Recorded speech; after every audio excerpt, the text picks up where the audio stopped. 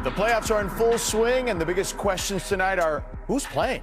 Victor Wembanyama, Austin Reeves, Kevin Durant, all listed as questionable, while Joel Embiid was upgraded to doubtful for tonight.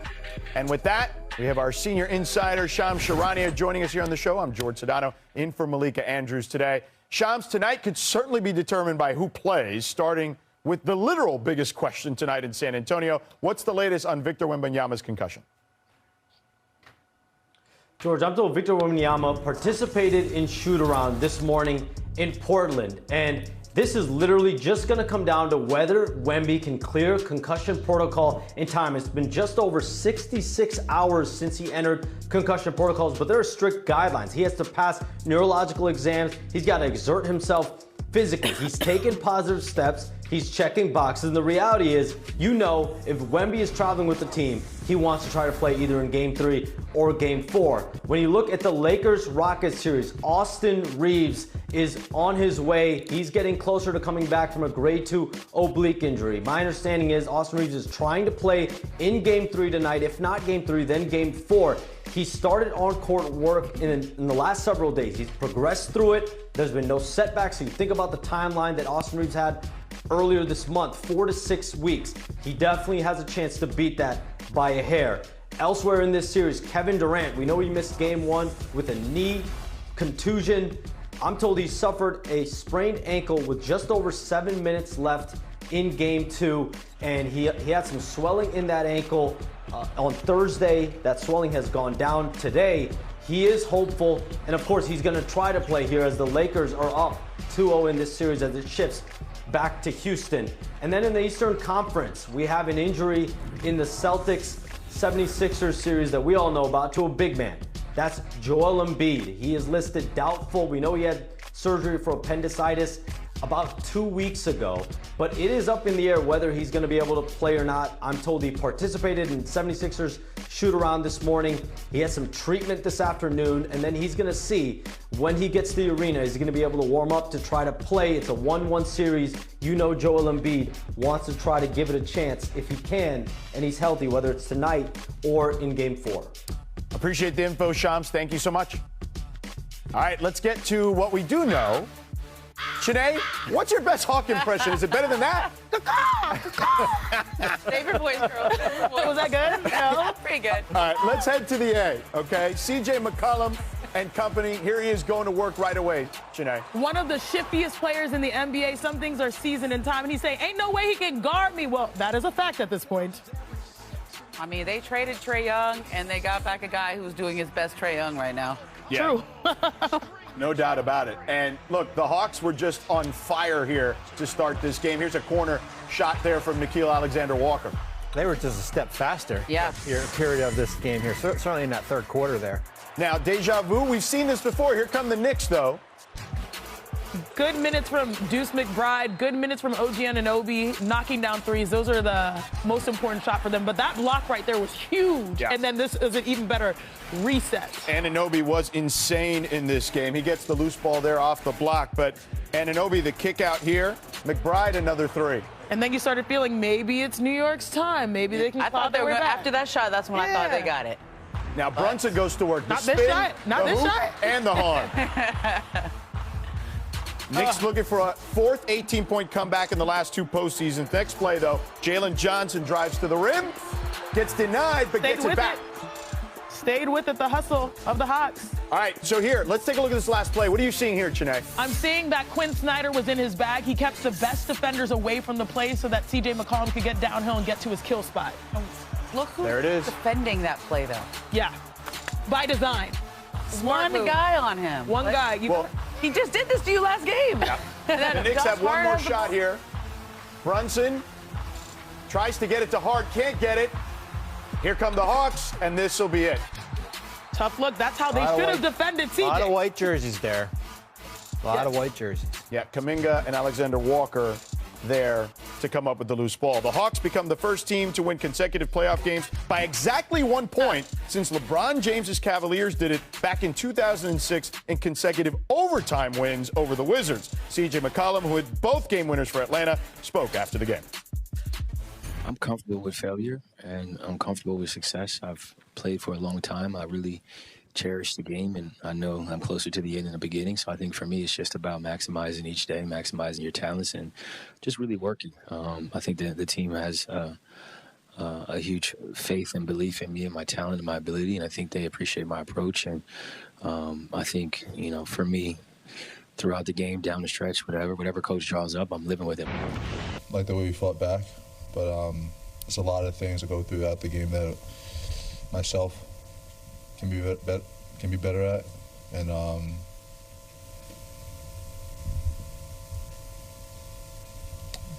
missed opportunity for sure.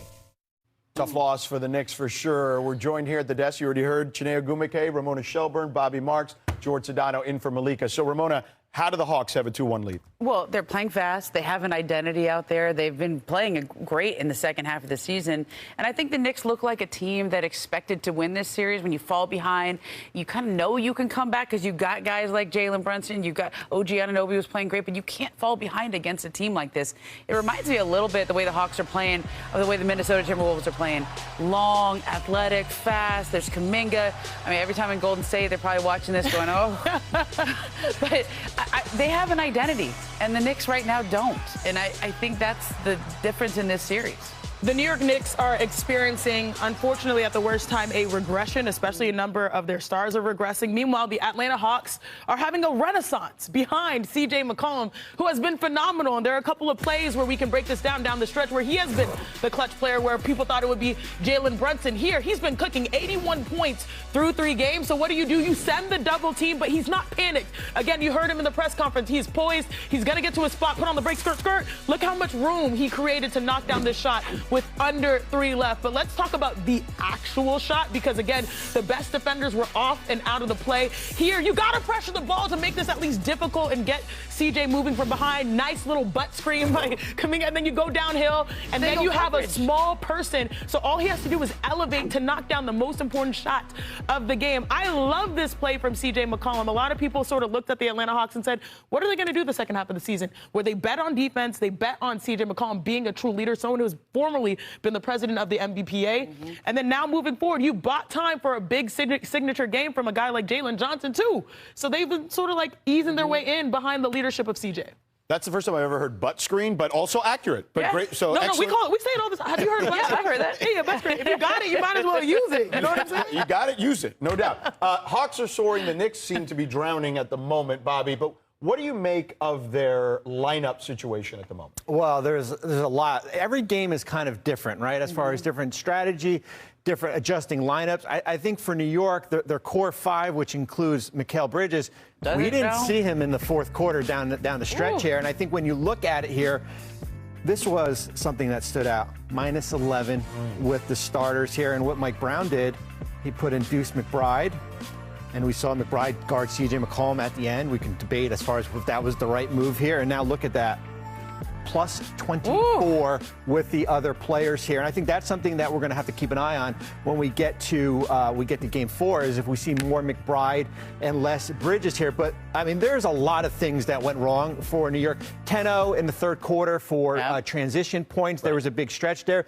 The other thing that really stood out, and certainly that last possession there, in games with shot clock below 4 seconds or less, they are leading the league in field goal attempts. So you look at this offense that becomes a little bit discombobulated here, and a lot has to attribute to that. Yeah, and that's a tough spot for a guy who the team traded 5 first-round picks for. You trade for him to be in a spot like that at the end of the game, not to be on the bench. You guys, lastly, did anyone feel weird? I know it was still statistically good numbers between Kuminga and Karl-Anthony Towns, but that matchup blew my mind. The fact that they're able to guard a center with Jonathan Kuminga, who's probably 6'7" at best, maybe 6'6". I know. I can't do it. Did it. But like Karl-Anthony Towns, you might be productive shooting, but like, why don't you have an offense where he can punish guys on a block? So it's not always Jalen Brunson trying to do his dance to try to score. It's now you have Who's that on options. then? Who's that on? Is that on Towns or is that on the play calls? I think Towns has been going with the new coaching change and just dealing with what it is. But sometimes you got to pivot and just realize I'm that dude. And that matchup to me was fascinating. By the way, Knicks fans, as you can imagine, not thrilled. And Bobby, I know you analyzed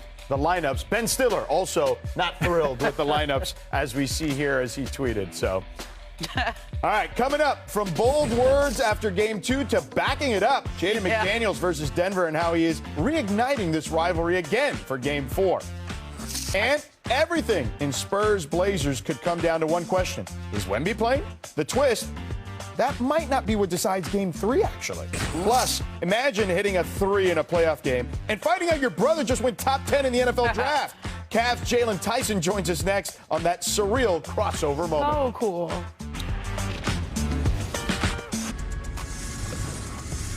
Over in the East, all eyes on the Cavs and Raptors. Literally, our neighbors to the north provided every fan with a straight-up Jurassic shirt. Imagine that in the playoffs. I love That'd that. be pretty cool. Love that. Look, we the North was ready. They are absolutely fired up. Let's get right into it here. Jamal Shed finds Scotty Barnes in the corner, knocks down a 3. Scotty, when he sees those types of shots going down, you know it's going to be a long night with the long ball. Here's R.J. Barrett straight on, another 3. Great point barrage last night from both players. Meanwhile, Cavs, some challenges from downtown. Yeah, the renaissance rate of the NBA has been live and die by the 3, and at this point, I mean, he hit the rim on that one. Yeah, at least that's better than the air ball. A little bit better. Yes, you see the numbers there. And then second half, Scotty Barnes. Look how much space he had. At the buzzer. Yeah. Got to the spot. We like that corner in the North. I think he got forgotten a little bit this year, but how good a season he had. True. Jamison Reminded battled some people now. 4 triples in that game. Later in the fourth. Oh, come on. Corner 3 for Barrett. That pretty much sealed it. Under 3 minutes in the fourth. Raptors up 20. Barnes tips the loose ball to Barrett. Finishes it with the layup, the hoop and the harm. Toronto wins Game 3. All right, however, it wasn't all losses for the Cavs, though. In case you missed it, Cavs forward Jaylen Tyson's younger brother, Jordan, was selected number 8 overall to the New Orleans Saints in the NFL Draft. An emotional night for the Tyson family, as one of their sons is playing in the NBA playoffs and the other is now officially an NFL player. 2 brothers are about 2 years apart there. And before the game, Jaylen took to social media and posted a picture of the 2 saying, "Your day, brother. Love you to death." And, you know, it's funny, when you were watching the draft, you could see that Jordan was on an iPad watching Jaylen's game while that was all going down. It was pretty cool stuff to watch for sure. And here he is, Cavs forward. Jaylen Tyson joins us now. So, Jaylen, what a special night, man, for you, your brother, your entire family. You played a playoff game at the same time your brother's name was called on the NFL draft stage. Take us inside the moment you found out your brother had been drafted. Yeah, obviously this is a big game for us. Wish we would have won the game. It would have been a little bit more enjoyable for me. But I was in the game when he got drafted. I remember I was on the bench constantly asking for updates, like, where we at? And then they just tell me who got picked. And I'm in the game. And apparently what I was told is when I hit the corner 3, that's when he got, like 2 seconds later, he got drafted. And then the next time I did, and everybody came up and said, know where he's at? Do you know where he's at? I'm like, no, I don't know. And then someone finally tapped me and said, he went to the street. So I was like, yeah, there we go. That's wild, man. Speaking of that, I mean, the timing of that, as you pointed out, is just insane when you think about it. You're hitting the shot. He's about to get drafted. Did you guys get a chance to talk about that? Have you talked to your brother? Yeah, of course. I talked to him multiple times. What was that conversation like? You know, he was excited. I clowned him. I asked him the morning of the draft. I was like, "Yo, you gonna cry?" He said he wasn't gonna cry, but everybody knows he had a lot of emotions. I'll definitely clown him about that. Yeah. Hey, man. But he's excited, super excited. No doubt, man. And you should cry. Tears of joy there. So, look, your brother Jordan wore a special pair of shoes that you're familiar with. What can you tell us about those shoes? Yeah, so everybody was asking me about those shoes. Those are not the same exact shoe. Like, it's the same shoe, but he had his own pair. I have my own pair. We're not sharing shoes. We don't have enough money where we can get our own shoes. But, yeah, I think that was dope. You know, I'm blessed to be able to be that kind of role model for him, and I want to continue to be that. And hopefully we can have a long career, and hopefully we both have long careers. And we pass it to our kids in the future. Yes, sir. No doubt about that. Now, let's talk about your pops. He spoke last night about raising you both, and I want you to take a listen to the message that he had here. I told people a long time ago, I'm not building football and basketball players. I'm building men that are going to change this world that we live in. At the end of the day, so that guess what? Everybody, every little kid in this world is going through something, or you think that you aren't worthy. Guess what? I'm telling you, you are. As a father, as a mother, we poured into these little young brothers all the time because guess what? They are worthy. And look at what God did. Tough. You can't explain it. There's nothing else that you can say about this, but God is good. Man, I'm about to tear up listening to your pops. All the time. All right, what was your reaction hearing that? You know, my dad, man, I can't put into words how much he's a big part of this, right? He's obviously doesn't get all the flowers because me and Jordan get most of the flowers, but man, he instilled a toughness about us. And he was a pretty good athlete himself. I mean, me and Jordan a little bit better, but he was a pretty good athlete, man. My dad is the best human being. Anybody that's ever came in interaction with him knows that he's one of the best human beings. He does whatever he can to help people out. And, you know, I feel like him being a good human being is what blessed me and Jordan. All right, who's the best athlete in the family then? Because we know Pops was an athlete too. You know, this is Jordan's moment, so I'm going to give it to Jordan right now. Okay. Only because it's the moment. Only because a week from now, it's going to be big bro. It's always big bro. Okay. Let's talk about this playoff series you mentioned earlier. You guys are still up 2-1 in this series. How do you balance that emotional moment with staying locked in with the task at hand still? Yeah, I say, like, being that role model for Jordan, like, he got to understand, like, this is a business now. This is a job, and I got a task at him. My task is to try to go out and play my best basketball, best brand of basketball, try to help this team win, right? So, yeah, I have a lot of emotions, but I didn't really celebrate it until after the game because I was out there trying to win the game, trying to put our team in the best situation to win. You know, it's a good moment for him, but we both, he's going to celebrate, I'm going to celebrate him, and then eventually we're going to have to go our both ways and do our jobs at the best of our ability. Well, listen, man, an unbelievable moment for you, your family. Congratulations to you guys. I know the job's not finished, and you got a game on Sunday. I'll be there, so I'll see you there. But thank you for joining us today. Thank you so much. Yes, sir. All right, you can catch Jaylen on Sunday afternoon, as I just mentioned. We'll have a pair of NBA playoff first-round Game 4s, Cavs, Raptors. Coverage begins at 1 Eastern, then the trip. Oh, they're the Wolves. From post-game talk to primetime takeover, the Nuggets series heads to Minnie for Game 3. Timberwolves hosting the Nuggets as the series is tied. But it was Jaden McDaniels who made some noise after Game 2.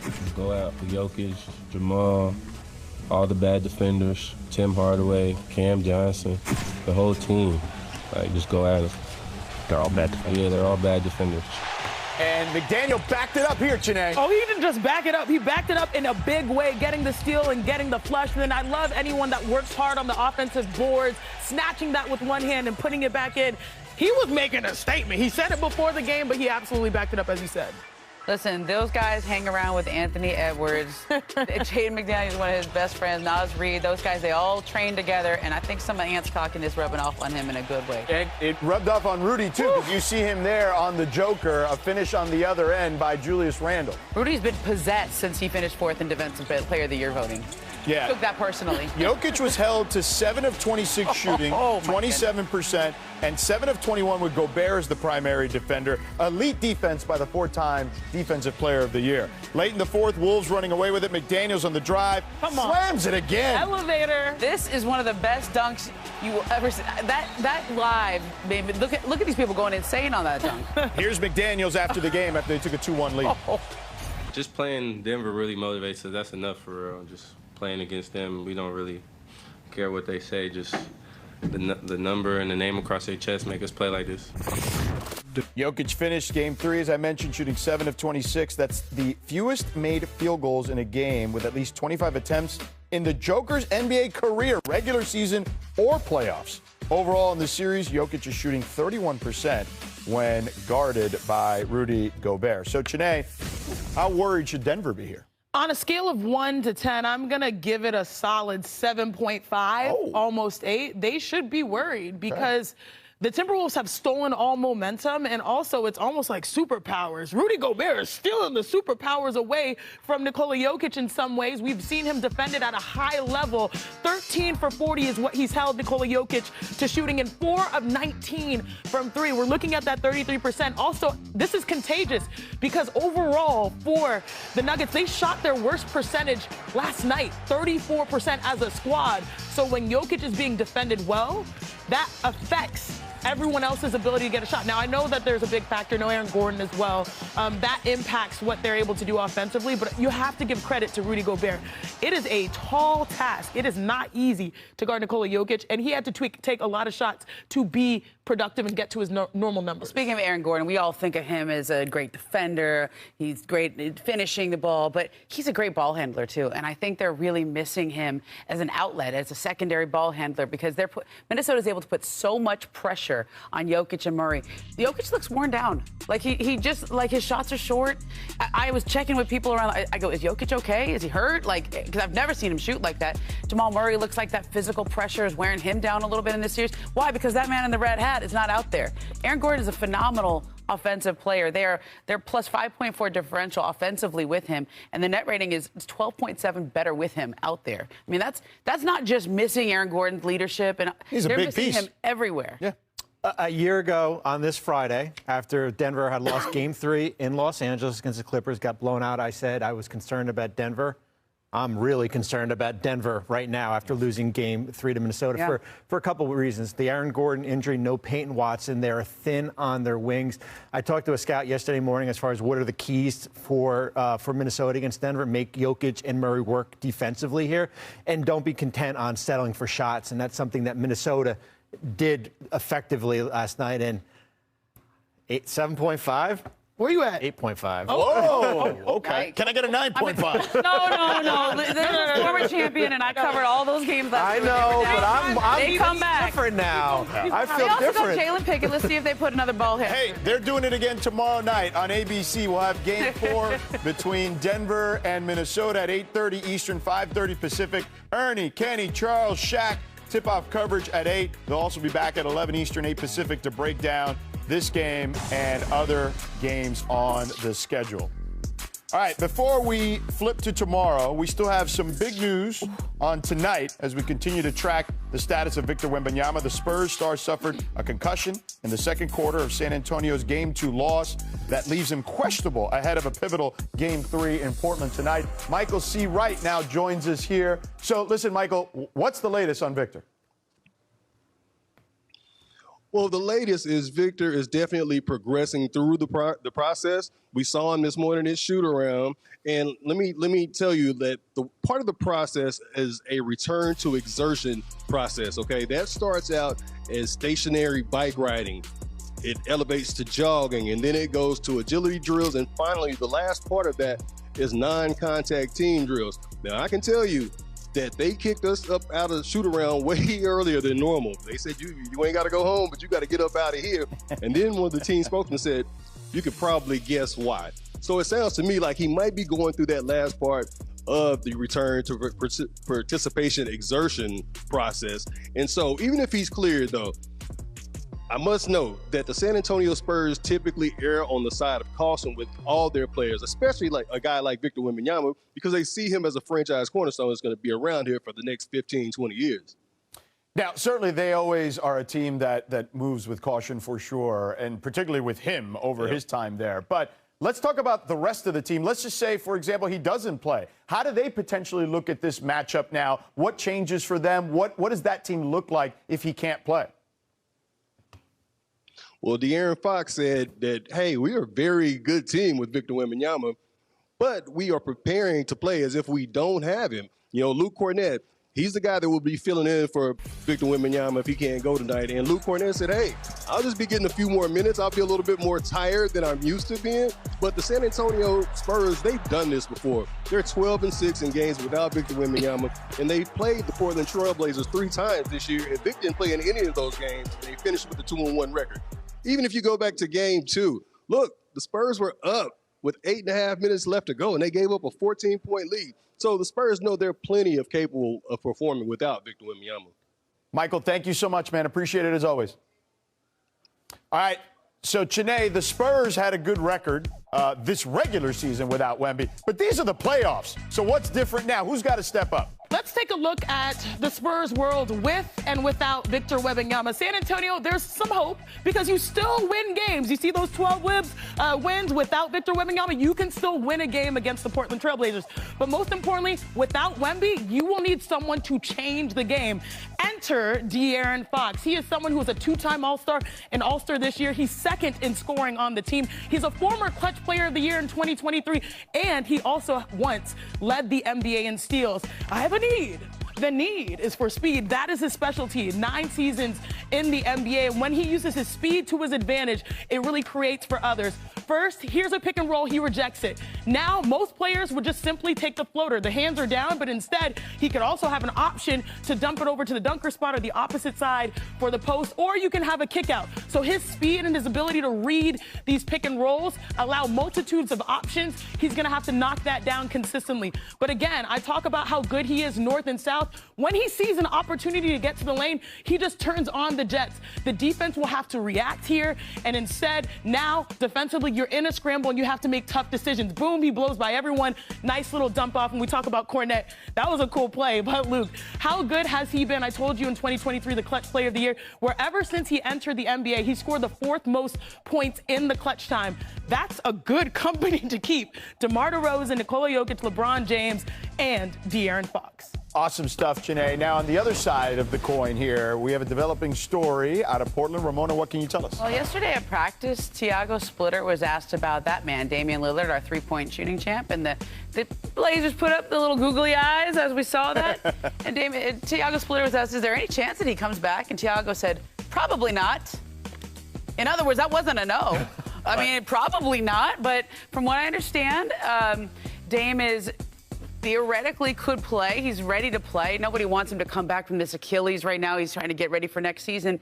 But let's just say Portland keeps winning. Let's just say they have a chance at winning the series or winning in the second round, and this man is out here doing his things.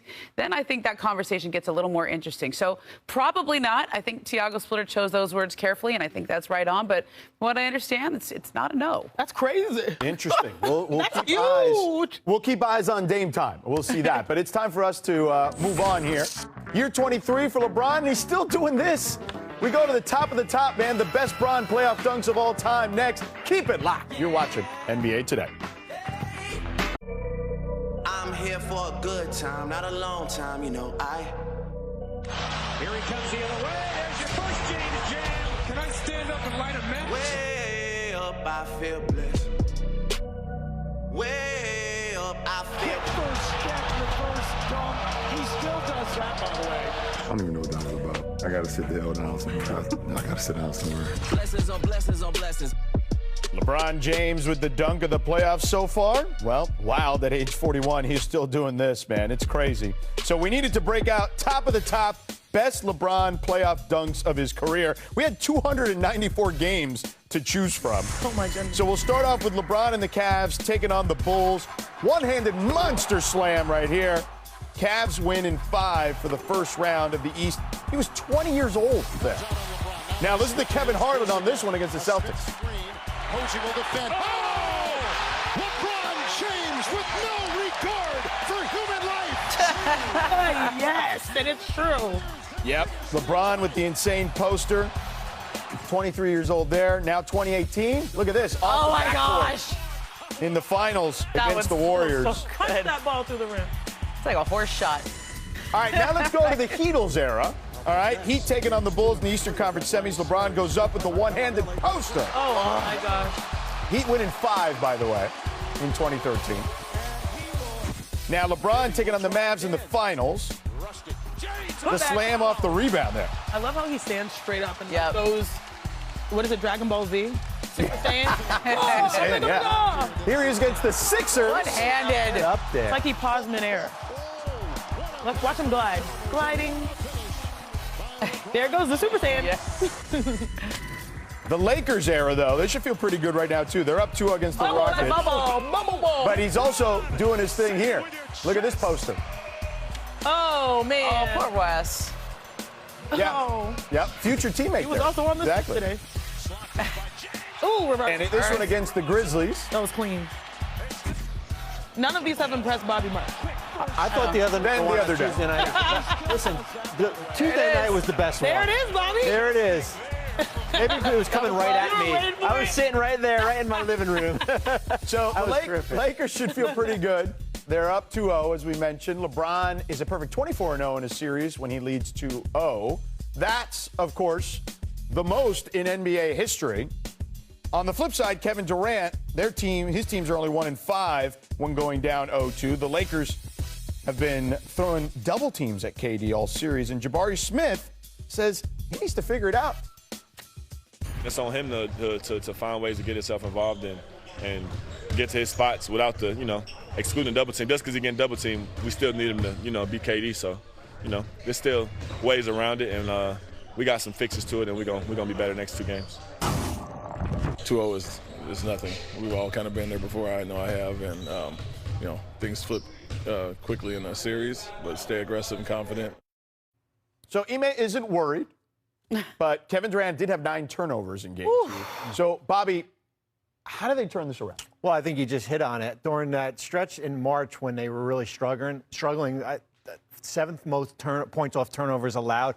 In these 3 games in the playoffs, 4th most points off turnovers allowed. So you got to value the possession of the basketball. The other thing is, I love Amen Thompson, but in these type of settings, he is one-dimensional. 70% of his points this season is in the paint. So when they're double-teaming Durant, as they've been doing here, who else on this team can score if it's not Durant? We're probably going to see a dose of Reed Shepherd moving forward here. But I think the Thompson part of angle is something certainly to watch. Speaking of Reed Shepherd, Chiney, he only played 11 minutes in game 2. What have you made of his play in this series, and what do we need to see here? Kevin Durant needs help with people that can space the floor and shoot the ball. And Reed Shepherd is that guy. And it makes a difference when he's on the floor and when he's not. Here on this possession, he is not on the floor. And what does that lead to? The Lakers are able to, like sharks in the water, smelling blood. The Rockets are red. They see the blood, and they're going to attack. That is an unforced error. That is too casual with the basketball. 9 turnovers. Now we have Reed on the floor. Now, I know he's only shooting 25% in this series. It does not matter because historically you still have to guard him. The double team comes, but you have to still space the floor, and you can't send it constantly at KD. Reed is able to attract the defender. That allows Kevin Durant to get downhill and get to a spot. Now, he's so good that he's still going to get 2 hands contesting, but Reed Shepherd can at least take some pressure and bring the ball up off of Kevin Durant. I don't think it's just KD. Other people need to step up and take the pressure off of him because he's playing not 100%. He banged his knee, the patella. We're talking about rolling the ankle. Right. So he's not 100%, but he's dealing with 1,000% of the Lakers defenders. Yeah, no question about that. All right, let's welcome in Dave McMenamin, who's in Houston for this one. Austin Reeves, upgraded to questionable, Dave, for the first time all playoffs. What can you tell us about his status tonight? George, he's been out since April 2nd with a grade 2 left oblique strain. And at the time of that injury, the recovery timeline was 4 to 6 weeks. Today is 3 weeks and 1 day since the injury. He started his return to play progression earlier this week. On Tuesday, he was playing one-on-one. It's gone further since then. He's questionable. We'll see what happens as we approach game time. Now, keep this in mind. When he missed all of January with the calf strain, his first 5 games back were off the bench. That could be an option for J.J. Redick, the coaching staff tonight, especially considering just how well Luke Kennard's been playing. 25 points per game on 65% shooting thus far in the starting lineup so far in the series. So even if Austin can go, we'll have to see if there's a minute restriction or if they use him in a bit of a different role to ease him back in. Good stuff, Dave. Thank you so much as always. Appreciate it. All right, Ramona. What do you make of the potential of Austin Reeves? Well, I think if you're the Rockets here, like Austin Reeves coming back, I don't know how much he's going to play, even if he does come back. But I think that you have to focus on yourselves. You just have to make shots. And when you're on the road and they shoot as poorly as they did, they're 14th out of the 16 teams in three-point shooting in this series. They're last in total field goal percentage. It's not that often that you can have 44 more free field goal attempts taken and still be losing in the series, right? They're winning the rebounding. They're just not making shots. And I think you have to just count on your shooters to keep shooting and be better at home. Because as you say, young players oftentimes on the road don't shoot well. That's the play here. I mean, I know you got to get KD some help. It's just make shots. Yeah, and the Rockets, unfortunately, have opened up a can of worms because I was saying you can't get Luka Doncic and Austin Reeves level production from Luke Kennard and Marcus Smart because now Austin Reeves come back, and now you have a huge deal defensively. And this is one of the strongest defensive teams. They can't slow these guys down. It seems like they were caught a little bit off guard, not only from Kevin Durant, but also just they should know the schemes are coming. They should know that that offensively KD is going to be trying to taken out. How do you respond? I'm excited to see Houston's adjustment. It's been a minute since there was hope in the Toyota Center. Y'all, I know I've been there multiple times. The fans are ready. Courtside is sold out. Kevin Durant is here. You have to make the most of this. So, she mentioned the adjustments for the Rockets. What about J.J. Redick and the adjustment to the adjustment and the anticipation? Well, listen, if you get Austin Reeves back, you're going to have to tinker with your lineup a little bit right now. But I'm rolling out what I've been doing. Yeah. I mean, it's worked here. Yeah. It's basically Luke Kennard off screens, LeBron as the point of attack here. Your role players with Hachimura, DeAndre Ayton, Jackson Hayes here. I think Marcus Smart. Real quick with Houston, are we going to see a Dorian Finney-Smith sighting? Ever? I mean, that was a big free agent. Signed him for these moments here. And we were so excited when we signed him. Get the most. Get the most out of him. 3D player. Sorry, guys. We'll Not even on the court. Gotta keep We'll it cool. see tonight. We'll be all right. All right, before we bounce, this Earth Month, the NBA is celebrating the legacy of Bill Walton, who many of us know was a champion for basketball and the environment. Bill was a strong supporter of the league's environmental sustainability efforts, having played an important role in multiple NBA Green campaigns over the years. And today, NBA Green is teaming up with the Arbor Day Foundation to plant 3 trees for every three-pointer made today. The first 32 trees will be planted in Bill Walton's honor. To learn more, visit NBAgreen.com. Celtics and 76ers.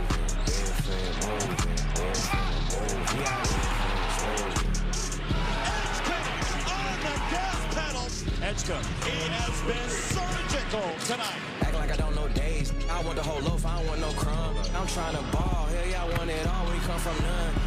Maxey switches back and has a free poster for himself. Tyrese Maxey, the bounce back is real.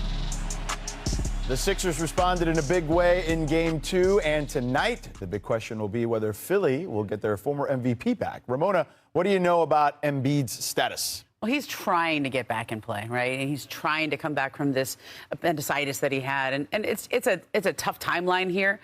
He went through the shoot around today, didn't do much. It was sort of a walkthrough, but it's important in the sense that they went through the game plan, and so he understands what they're trying to do in this game. It still leaves open the possibility that he could try to play tonight. But he, initially when he had this surgery and he had everything going on, it took him a while to be able to get back and just do physical things. And so there's a conditioning issue. I know he's working really hard to try to get back. I think tonight is still a bit of a stretch. He's listed as doubtful. But, with Embiid, it always goes down to the wire. Goes down to 5 minutes before the game. Well, even if he does come back, I think from a conditioning standpoint, he hasn't played in a few weeks here. I still look him as a third option. Yeah. It's a good third option to have, especially how the two guards have played with Maxey and Edgecombe, and the style of play as far as the ability to stretch that Boston defense. And when you make threes, I think you can beat this Boston team. Yeah, when you think about the Boston Celtics, though, in this matchup, they always make calculated risks and calculated gambles when it comes to three-point shooting, and this is what this game is coming down to, because right now, VJ Max, they combined to shoot 50% from three. They were 11. They knocked down 11 threes combined between VJ Edgecombe and Tyrese Maxey, whereas the Celtics in this series, their shooters cannot find the bottom of the net. They're shooting 20%, the combination of Jason Tatum, Peyton Pritchard, and Derek White.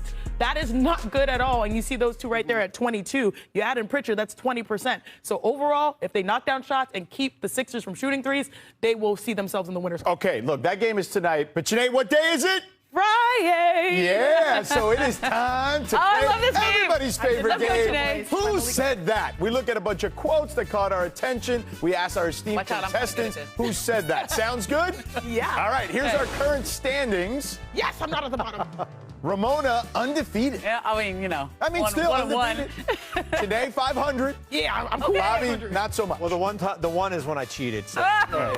You are the reason why we can't have good things. All right, here we go. First up, Ramona. Who said the quote? If I'm being honest, I know this one. I didn't remember doing it. My teammates in the locker room were like, bro, you're always aura framing. Can we swap? Oh, okay. I'm not going to help you. I think that's VJ. Survey says It is VJ. It's a wink. To be honest, I didn't remember doing it. My teammates in the locker room, they was like, bro, you always oral farming. It was smooth. So good. They got to make that a commercial. All right, next up for Chiney. Are you ready? No, because I always know the ones I don't get. All right. Here's the quote. I would go all in. I would get an acting coach. I'm not trying to be Denzel, but there's a role out there for me somewhere. Who said it? Jason Tatum, Anthony Edwards, or Donovan Mitchell? I'm gonna go with Anthony Edwards. Was it some? No, I got it wrong. Survey says Dang Jason it. Tatum. And he's acted before. He was in that movie I'm going all in. with I'll Adam get an Sandler. acting coach. I'm not trying to be Denzel, but there's a role out there for me somewhere. Why can't I get the easy one? Yeah, sorry. Y'all All right. always give me the hardest.